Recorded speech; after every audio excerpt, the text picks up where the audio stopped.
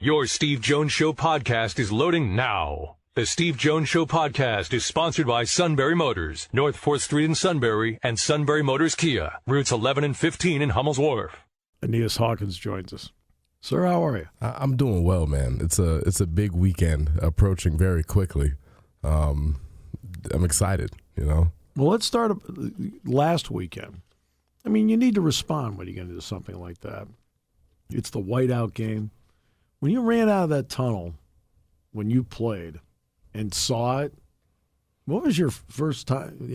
You remember that first time? I remember it very well. So I actually did not get to experience the whiteout as a recruit. Right. So doing it for the first time was crazy. And I just to kind of frame this a little bit, I've been to AFC championships. I've been to Super Bowls. Yes. I've been to all the biggest stages of football there are.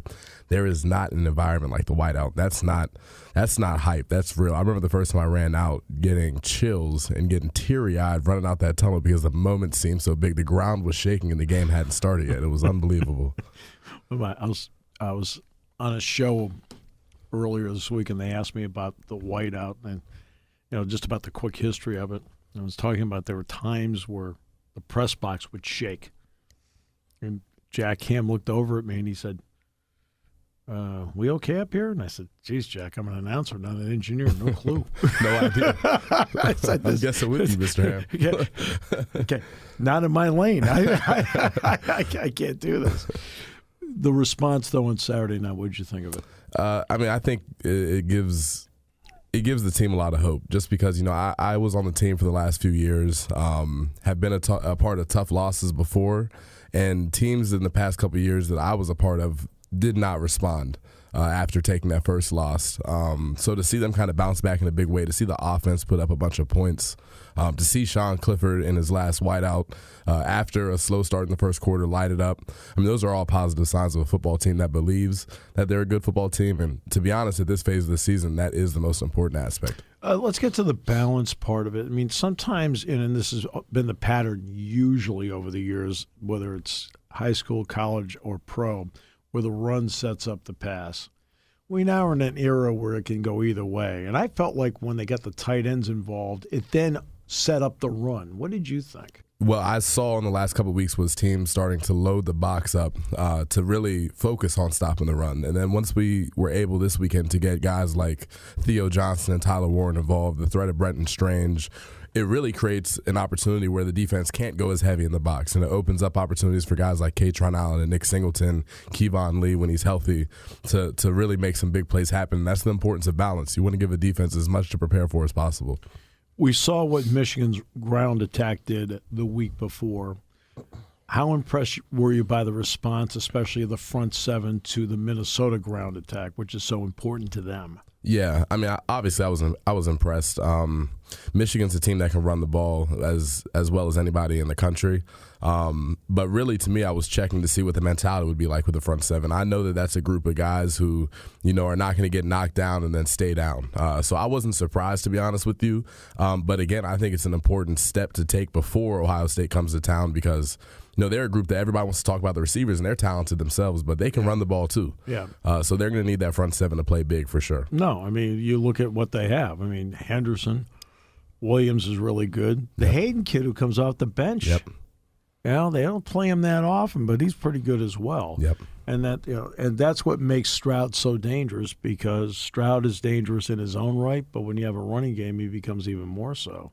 Yep. So, what did you think of Curtis Jacobs, the way he played on Saturday night? Oh, man, Curtis Jacobs, it's fun to watch him blossom into the player that the guys around him know that he can be. He's an athletic freak. He's physical. So to see what he was doing, I mean, the one play where he slammed, I want to say it was the running back who – let's give him some credit. He's a good ball player himself, and he was really putting that team on his back. Yeah. But to see Curtis Jacobs just manhandle him and fly around, it's exciting. And to see him now in year 3, year 4 for him, really starting to mature and playing his best football. When you get to this particular week and you start watching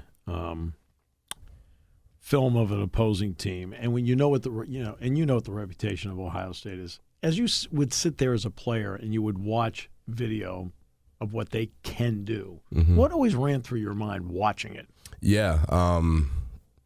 I mean, it doesn't take a football genius to watch Ohio State on film and see how talented they are at every position. But as a player, you're always looking for areas in which you can exploit who you're playing against. I've been telling people all week, there is no fear as a college football player. None of those guys in that locker room.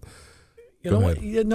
I'm glad you brought that up, because I feel that Ohio State, 9 times out of 10, comes out of the locker room with a 10-14 lead because of who they are. Yep.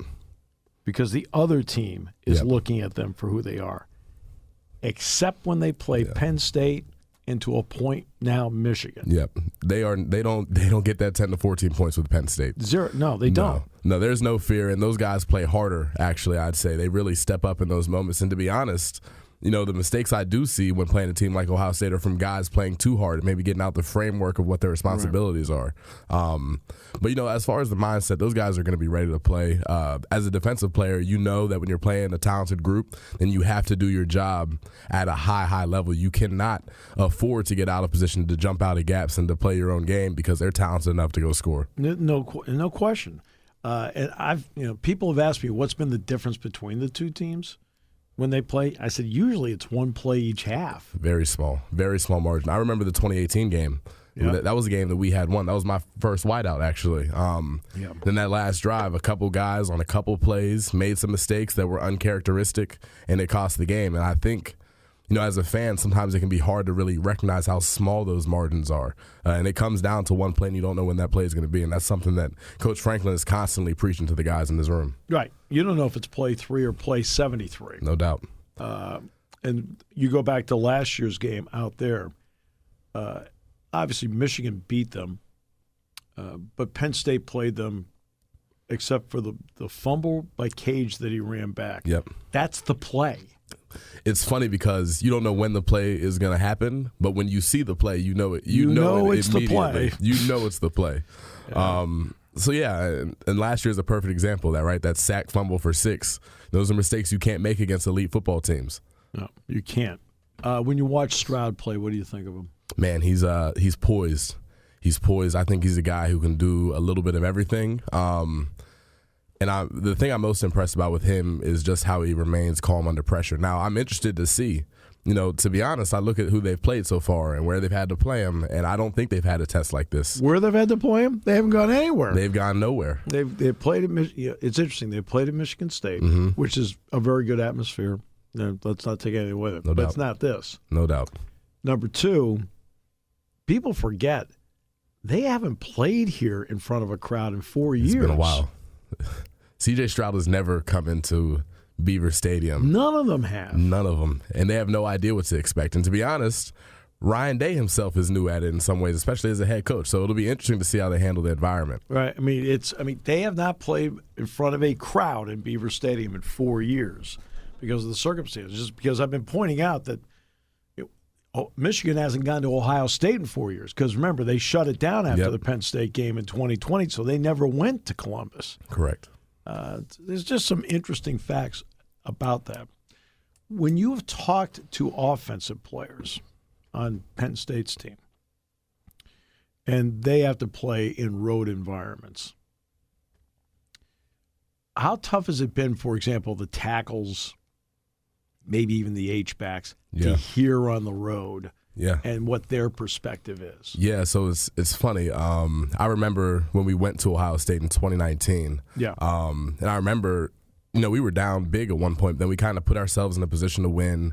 And then that stadium got rocking. It got loud. As soon as they got threatened. Yeah, as soon as they got threatened. So you talk about tackles and H-backs. I remember my buddy Will Fries having to block Chase Young and then talking to him after the game and realizing he couldn't even hear the snap count. It was getting so loud, and you had to adjust off of that. So it makes it tough when you're trying to make checks and you're trying to get audibles in. You don't know what a defense is going to come out and show you, and you got to make checks 50, 60, 70% of the time.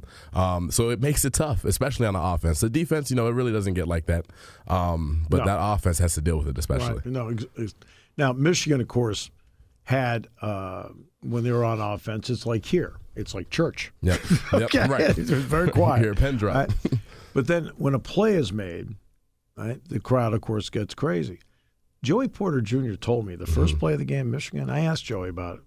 He said, Steve, I never heard the whistle. Yep. I said, I couldn't hear it. I never heard it. Yep. So for all you people trying to assume, no. He flat out, and he told me, he says, honest to goodness, I said, I didn't hear it. Can't hear any of it. Can't hear it. And real quick, not to change the topic on you, but the matchup I am excited to watch is Joey Porter Jr. against Marvin Harrison Jr. because both of those guys could very well be at the top of the board in this draft class coming up.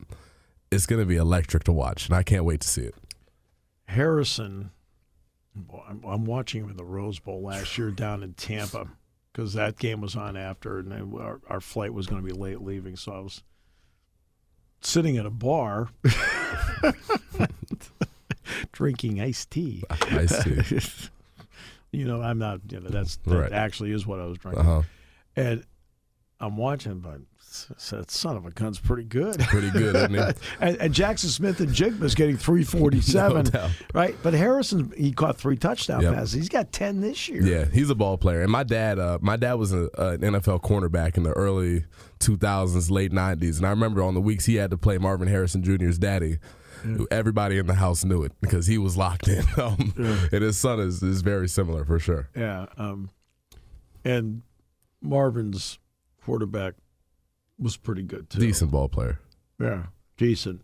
And his brother was here Saturday. So. Was he? Yeah. Was he? What? Yeah. Chad? Yeah, Chad made it in town. There you go. Chad made it to town. There you go. He did. Well, Doug Sig, before you, Doug was out of Bellefonte. And, Doug, Phil Sig. Phil Sig, Toff Trees, the whole thing. Yep.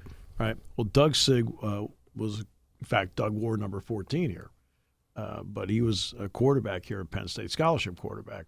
He lives next to Eli. Oh, really? Right. That's how this whole connection thing has started. That's how it's. See, I never knew the origin. It didn't make sense to me. Now it makes sense. Because Eli lives in Jersey. Doug is in investments and so forth, and he's living in Jersey. Okay. And I guess they're next door neighbors. Wow. Small world, man. It is a small world. You never know. It's a small world. Well, and, and getting smaller by the minute. Every minute, no doubt. Keys to the game on Saturday, your opinion? Yeah, man. Got to limit the explosive plays out of that Ohio State offense as much as possible. They're gonna get their shots in, but if you can eliminate those as much as possible, I think it makes the game a lot easier. I do think Penn State's front seven is better equipped to go handle Ohio State's run after dealing with Michigan, and then offensively. It's going to be critically important that Sean Clifford plays his best game because if he plays his best game, then opportunities to run the football are going to be there. Penn State is going to need to play a complete game. They're going to need to do everything well if they want to go win. I don't think it needs to be perfect, but it's going to take everybody's best effort for sure.